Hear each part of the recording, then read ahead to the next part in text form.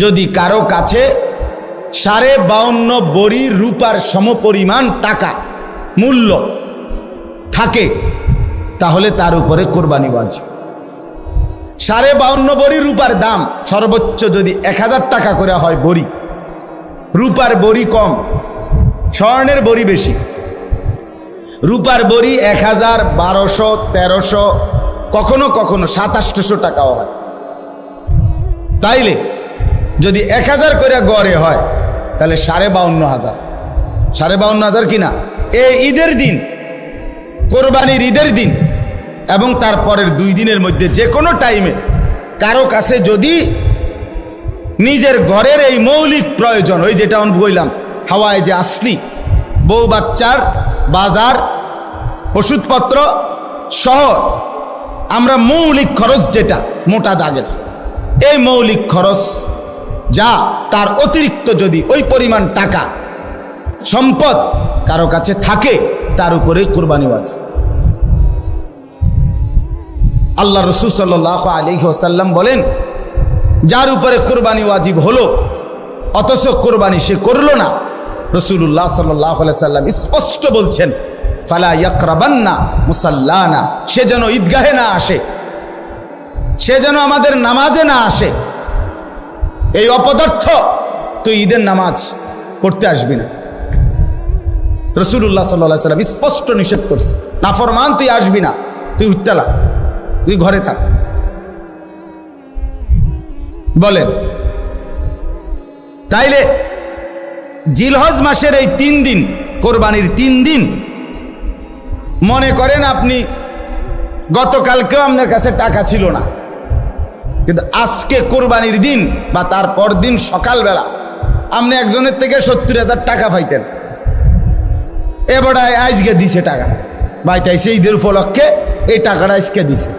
আর এই টাকাটা ছাড়াও আপনার ঘরের পরিবারের সংসারের যা প্রয়োজন তা চলবে, সমস্যা নাই। এই টাকাটা তো আমি ধরছি না হিসাব, এই আজকেই টাকাটা পাইছেন, আজকে তো আগামী এই 3 দিনের সন্ধ্যার আগে আগে আপনার জন্য কোরবানি ওয়াজিব।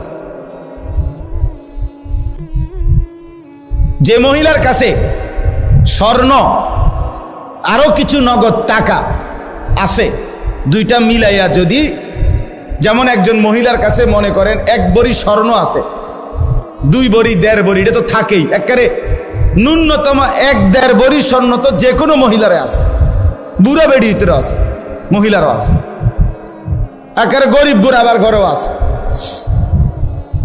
সাথে যদি ওই 3 দিন এই মহিলার কাছে আলগা কিছু টাকাও আছে, 10,000, 5,000, 20,000, 15,000, উনার টাকা, এটি উনার মহিলার নিজের টাকা, স্বামী দিছে, নয়তো ছেলে দিছে, নয়তো বাপের বাড়ির থেকে দিছে, যেমনি হোক দিছে, এই স্বর্ণ আর ওই টাকাটা মিলাইয়া যদি 52,500 টাকার দামের চাইতে বেশি হয়, এই মহিলার উপরে কোরবানি ওয়াজিব, নিঃসন্দেহে ওয়াজিব।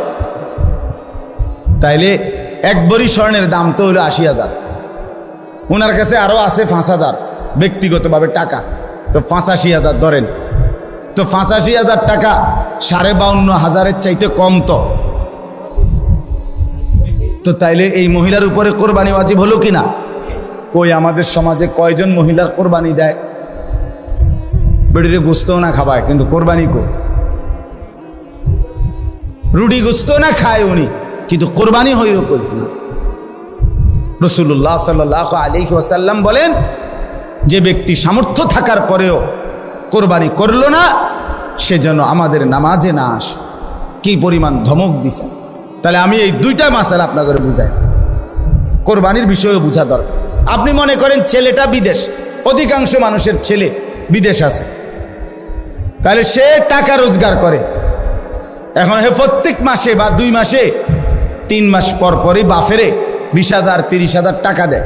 এই ছেলেটা বাফের লাগিয়া পাঠায়, বাপ মার লাগে। এখন কোরবানির সামনে এই উপলক্ষে ছেলেটা 30,000 টাকা পাঠাইছে, অথবা অন্যান্য বারের চাইতে 5,000 বেশি পাঠাইছে। ধরেন আগে পাঠাইতো সবসময় 30,000, যেহেতু কোরবানি এই জন্য পাঠাইছে 40,000, কথার কথা 10,000 বেশি পাঠাইছে। এখন এই টাকাটা দিয়া ছেলেটার মা এবং বাপের কোরবানি করছে, বাপমার নামে কোরবানি দিছে। এখন ছেলেটা, তার কাছে তো টাকা আছে, তার তো এই শুধু 30,000 টাকা না, তার কাছে তো তার ব্যক্তিগত জমানো টাকা আছে। তো তার কাছে তো অবশ্যই 52,500 টাকার অতিরিক্ত টাকা তার কাছে ব্যাংকে হোক যেখানে হোক তার কাছে জমা আছে না? কথা বলেন না কেন? তাহলে এই ছেলেটার উপরে কোরবানি ওয়াজিব কিনা বলেন না? তো এখন তার যে বাংলাদেশে তার বাপমার নামে কোরবানি হলো, দিল, তো তাদের সোয়াব হইল, ঠিক আছে, তাদের কোরবানিও হয়েছে, কিন্তু এই ছেলের কোরবানি আদায় হয়েছে নি? কথা বলেন না কেন? তো এই 10 বছর ধরে ফোলাগা বিদেশ থেকে টাকা পাঠায়, বাপমার নামে কোরবানি হয়, তার কোরবানি? সে তো গুনাহগারী থাইকা গেল, সে তো নাফরমানি থাইকা গেল। এই ছেলের জন্য তো ঈদের নামাজ পড়তে নিষেধ করছে আল্লাহ, নবীজি সাল্লাল্লাহু আলাইহি সাল্লাম। তুই তো পাপী রয়ে গেলা। তাইলে বলেন কি পরিমাণ মুসলমান, এই চিন্তা হিসাব করিলে কত পরিমাণ প্রবাসী অসংখ্য এমন আছে যারা বাপমার নামে কোরবানি দেয় কিন্তু তার কোরবানি দেয় না। তো বলে বাপমার নামে কোরবানি দিত না? অবশ্যই দিব। বাপের যদি একটা লুঙ্গি লাগে, এর লাগে কি ফুতের লুঙ্গি কিনতো না? কথা কন না কেন? বাপের যদি একটা জামা লাগে, তো এর লেগে কি বাপের জামা আমি দিছি দেখা আমি আর খালি গায়ে আটমু নাকি? তো তাহলে এটা কথা হইল কোনো? বাপের নামে কোরবানি দিলাম দেখা, মার নামে কোরবানি দিলাম দেখা আমি কোরবানি দেব না, এটা কোন কথা? ছেলেটার দোকান অথবা ছেলেটা ঢাকা কাজ করে, চাকরি করে, যেটাই করুক, তে বাইতাইয়া তার কাছে কিন্তু টাকা আছে 60,000-এর বেশি, কিন্তু বাইতাইয়া মাতে না, তার বাপের হাতে টাকা 10,000 দিয়া দেন, আপনি কোরবানি দেন, গোস্ত না খাওন, আপনার নামে দেন, আপনি মুরব্বী মানুষ, আপনি মরিয়া গেলে আর পাইবেন কই কোরবানি? অথচ সে কিন্তু কি সামর্থ্যবান, কথা বুঝেন নাই আমার? তার কাছে টাকা আছে না, এই 10,000 টাকা ছাড়া তার দ্বারা আর টাকা নাই। তাহলে এই ছেলের উপরে তো কোরবানি ওয়াজিব, অথচ সে তার বাবার নামে কোরবানি দিল, বাবার সাথে শরিক দিয়া টাকা জমা দিয়া 10,000 টাকা বাফারে বুঝাই দিয়া শেষ। সে মনে মনে ভাবতেছে আমি তো কোরবানি দিছি, এই যে আব্বারে দিছি 10,000, তুই বেটা আব্বারে না 10,000 দিস, কোরবানি দিস কই? কোরবানি উপলক্ষে না 10,000 টাকা বাফেরে দিছ, তো তুমি তো সারা বছরই টাকা দাও, তো এখনো দিছ, এটা অসুবিধা কি? বাপমার খেদমত তুমি করবা না?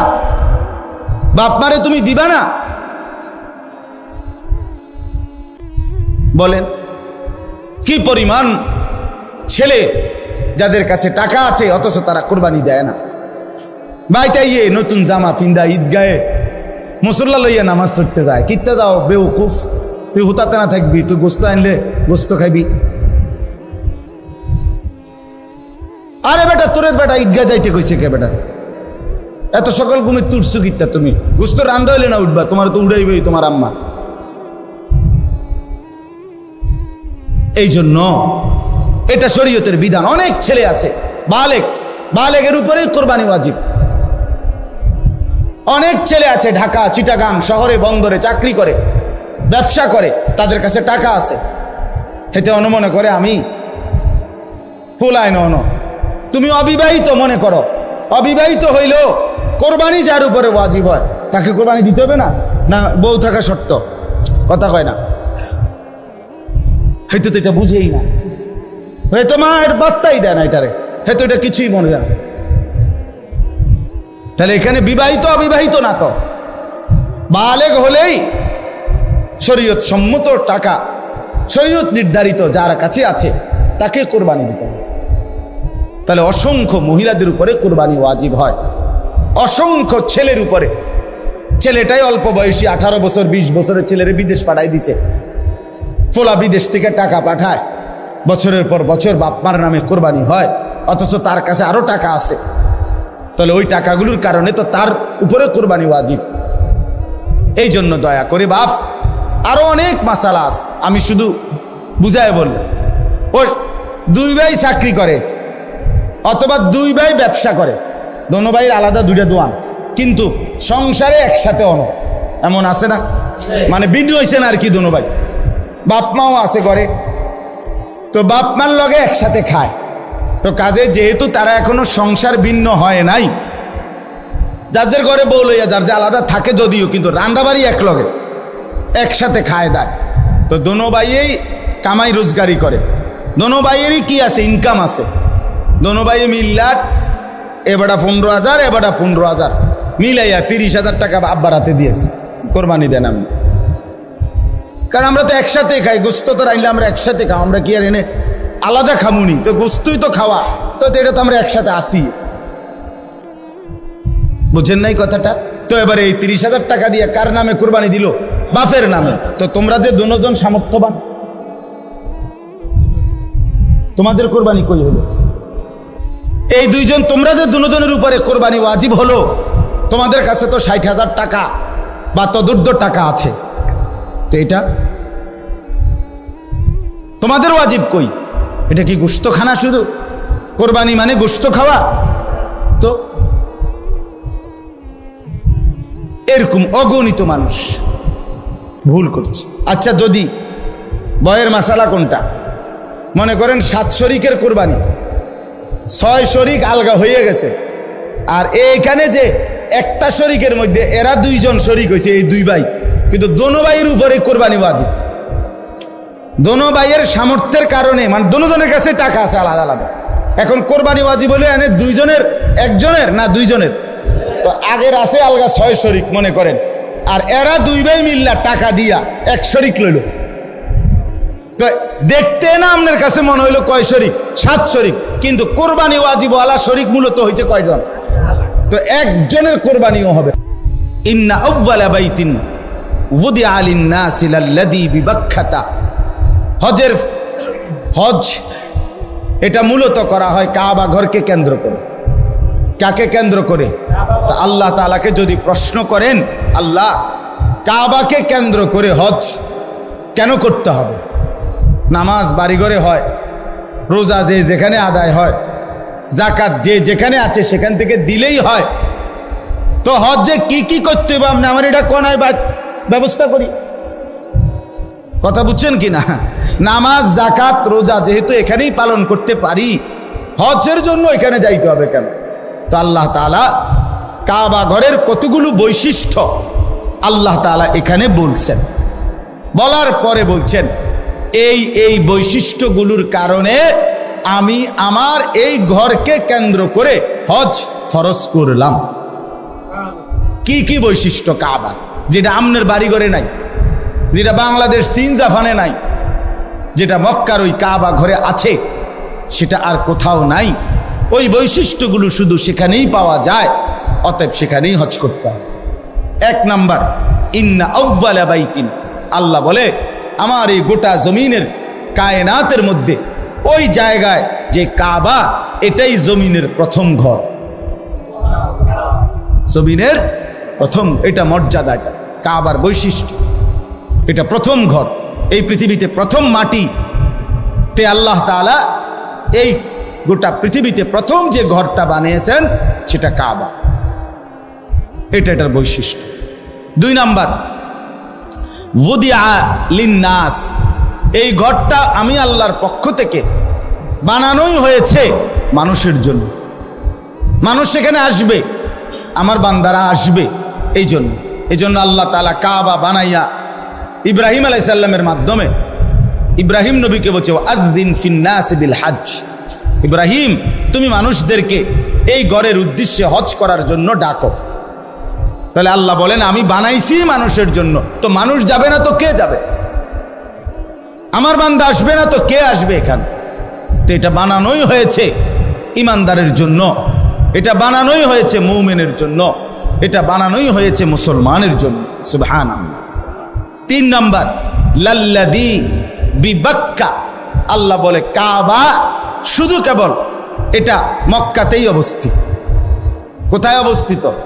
কাজেই এত বাই এত, দৈর্ঘ্যে কত, প্রস্থে কত, সব কিছু একেবারে ইঞ্চি মিলাইয়াও যদি পৃথিবীর অন্য কোথাও কেউ এমন একটা ঘর করে এবং এভাবে কালো যেই গিলাফটা কালো গিলাফ কাবা ঘরের মধ্যে লাগায়, এটা তো সৌদি আরবে কোম্পানিতে বানায়, একটা নির্দিষ্ট জায়গা আছে, ওরা সারা বছর এই গিলাফটা বানায়।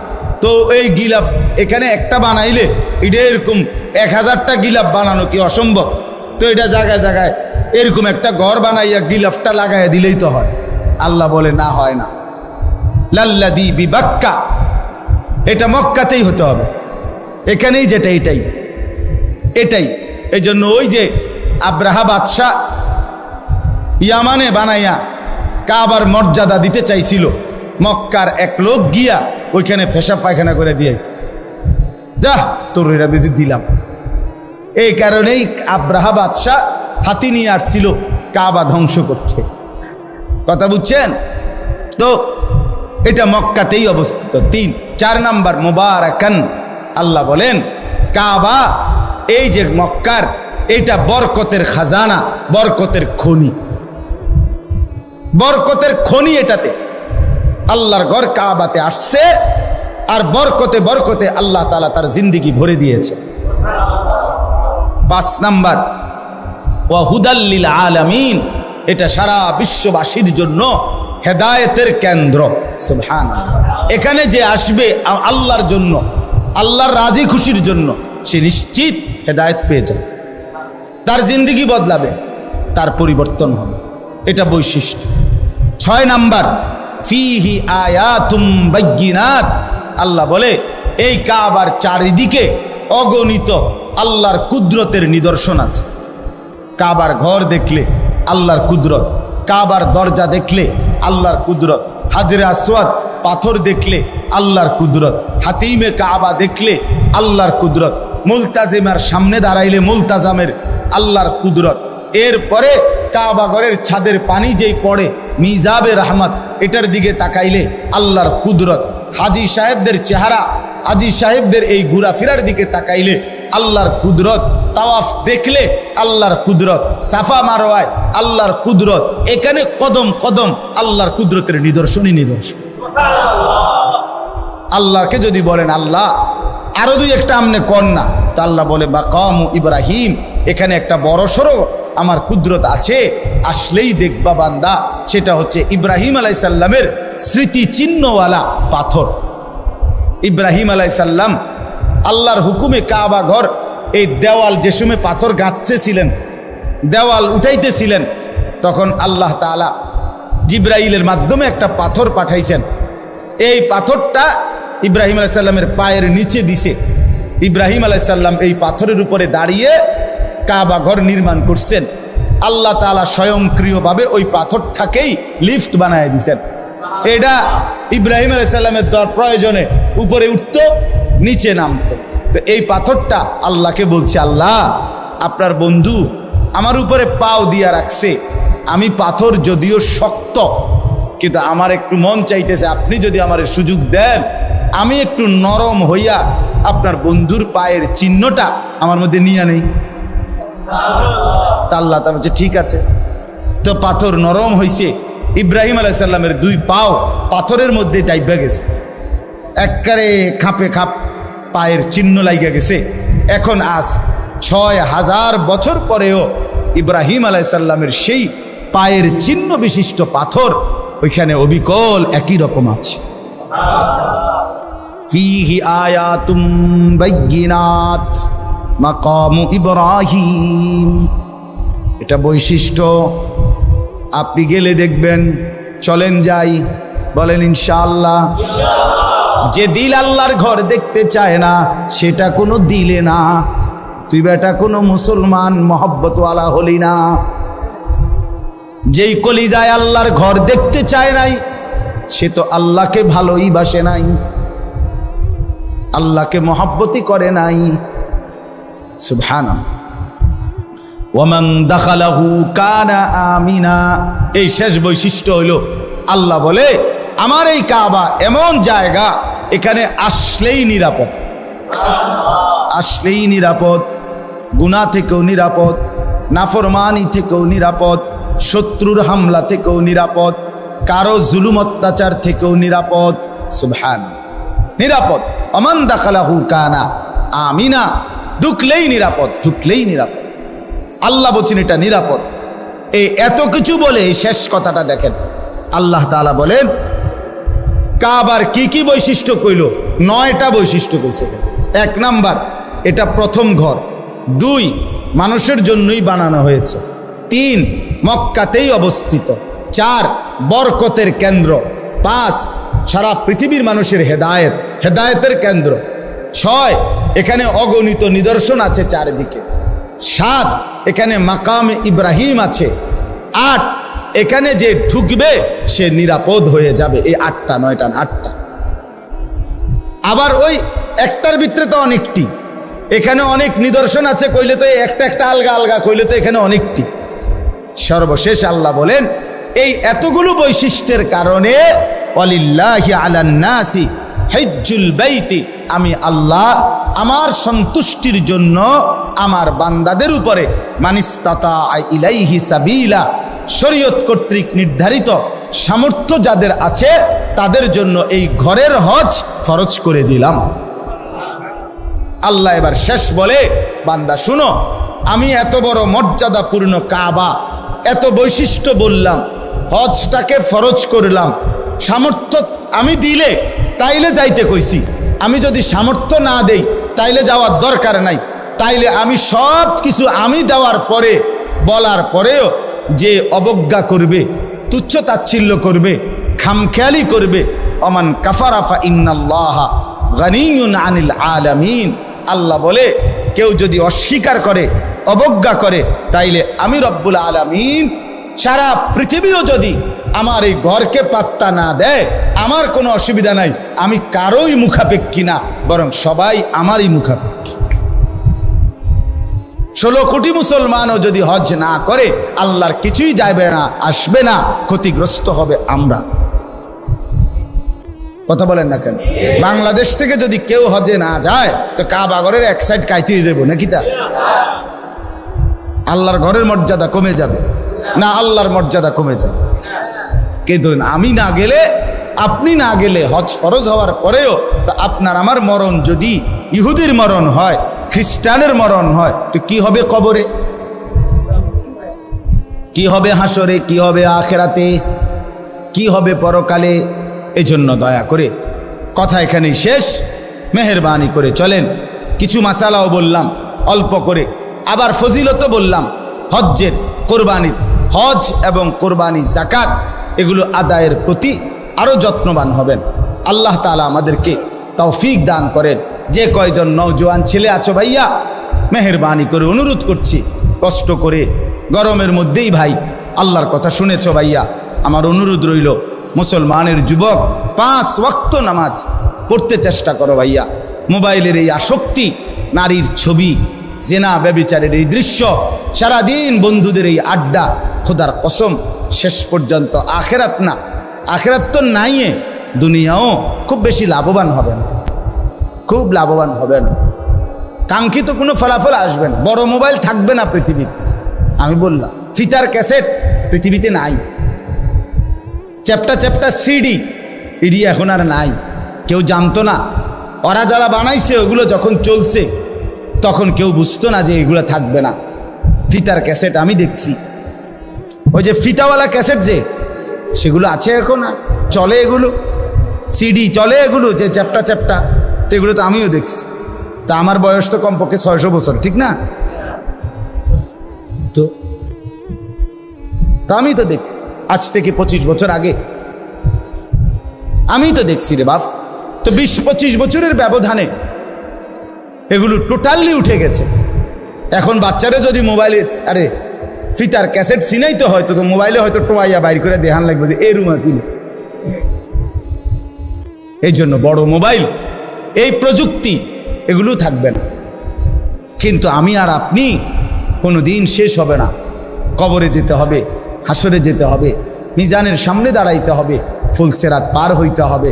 কাজে ক্যাসেট থাকবে না, ফিতা থাকবে না, মোবাইল থাকবে না, আমি থাইকা যাব। আমাকে হিসাব দিতেই হবে, আমাকে হিসাব দিতেই হবে। এই জন্য বন্ধুরা মনে রাখতে হবে, সমবয়সী বন্ধু তোমার এই আড্ডার সঙ্গী কবরের সঙ্গী না, আখেরাতের সঙ্গী। যে কিছুক্ষণ টাকা পয়সা মোবাইল অথবা শরীরের ফুর্তি করার সামর্থ্য আছে ওটুকুরই শোনি, ফুরায় গেলে আর নাই। আল্লাহ তাআলা আমাদের প্রত্যেককে তৌফিক দেন, কবুল করেন, আমিন।